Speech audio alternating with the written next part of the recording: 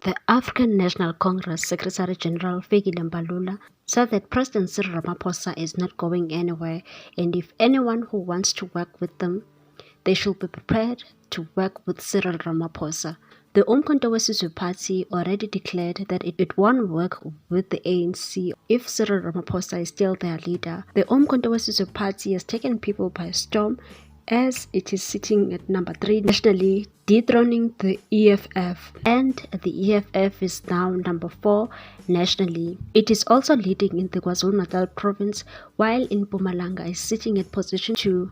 And there's a new development that a covert agreement allegedly between the Democratic Alliance and African National President Cyril Ramaphosa has come to light, aiming to form an informal coalition in the aftermath of the 2024 elections. With the ANC securing just over 40% of the vote, a formal coalition with the DA could be politically damaging for both parties. Instead, Ramaphosa is alleged to have brokered a clandestine deal to keep the economic freedom fighters and Jacob Zuma's Umkhonto weSizwe Party out of the government. According to the confidential sources within the DA, the nature of alleged agreement is as follows.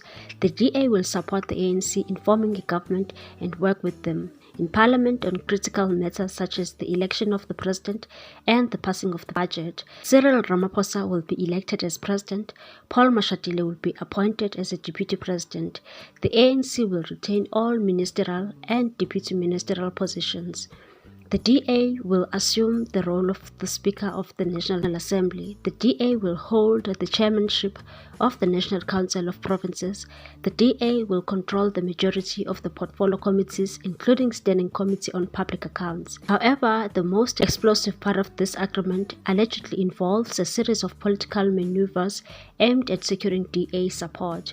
This includes the arrest of the Deputy President Paul Mashatile on corruption charges within 3 months, ANC Chairperson Gwede Mantashe and other NEC members opposed to the coalition will be neutralized using the Bosasa corruption scandal, which the DA has agreed to bring it to the forefront in Parliament. According to the IOL News sources, the informal coalition is designed to avoid the backlash that a formal alliance might provoke among their respective bases. Instead, it is allegedly being framed as an operational agreement to ensure stable governance.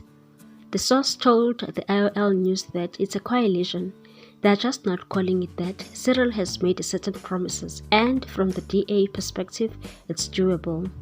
The revelation of the secret deal comes as both parties are set to meet on Sunday to discuss coalition talks formally. However, the ANC has already convened a special NEC to discuss coalition options and stated Cyril is determined to keep the EFF and MK out of the picture in the National Assembly and in Gauteng and KwaZulu-Natal.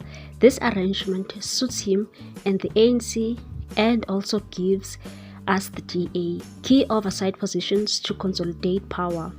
A separate source in the DA also confirmed the discussions and said this move is primarily aimed at preventing the radical policies of the EFF and disruptive influence of the Umkhonto weSizwe Party from gaining traction in national and provincial governments. The DA and Ramaphosa aim to maintain a semblance of stability. Meanwhile, Ramaphosa is said to be coming under enormous pressure from Mashatile to rather go with the IFP and the EFF. What's your take on this one, people? Thanks for watching. Please subscribe for more news.